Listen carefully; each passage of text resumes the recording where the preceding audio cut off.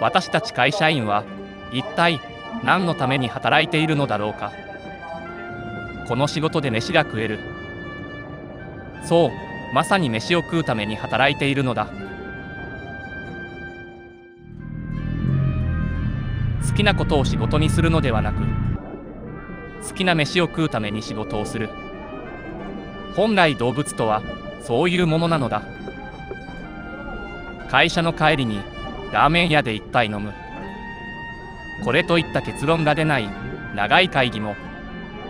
メールで送ってきた内容を復唱する顧客の無駄な電話も、とどのつまりはこの飲み食いにたどり着くのだ。そう考えると、転職、キャリアアップはよりうまい飯を食うための手段でしかないのではないだろうか。ラーメンチェーン店で空腹を満たし、深い満足感を得られるのであれば、もはやそこにはキャリアアップや好きなことを仕事にする、そういった概念は全て幻想なのではないかとすら思えてくるのである。老若男女であふれかえるラーメン屋に身を置くと、ヒエラルキーから離脱した等身大の自分がそこにあるような気がする。オンの自分とオフの自分、そんなものは本当は存在しない。私たちは労働とその対価としての飲食のラインにただ身を委ねているだけなのだ。ラーメンのおいしい食べ方を実践してみる。自分の好きなように食べるより指南された方法で食していると、丁寧な暮らし、口に出して言ってみたくなる。指示通りに作業するだけではなく、能動性が求められる労働の後で、指示通りに食べるラーメンに思考を奪う美味しさを感じるのである。指示待ち人間、そういった揶揄の表現があるが、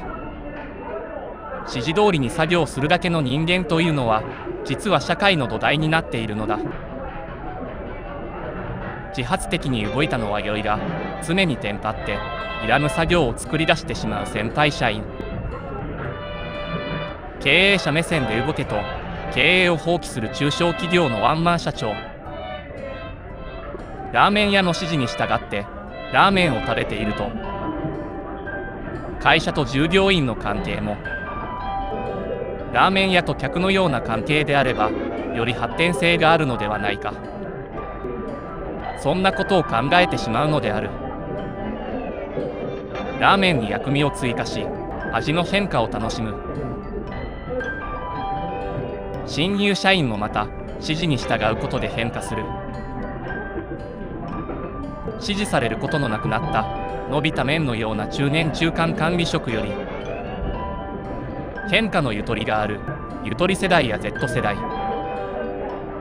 薬味で変化するこの肉そばにフレッシュな新入社員を想起してしまうのである。想起してしないハラスメントに敏感な令和の時代、ラーメンにいきなりニンニクを入れるような下世話な説教をしてはいけない。タイミングよく薬味を足すようにしっかりと指示を出す。年齢と社会人経験だけでマウントを取るようなラーメンの食べ方をしてはいけないのだ。丸源ラーメンの美味しい食べ方の極意は、巷にあふれるどんなビジネス書よりもよほど役に立つリーダー論なのではないだろうか。ゆとり世代 Z 世代の扱いに困ったならば丸源ラーメンに来るといい。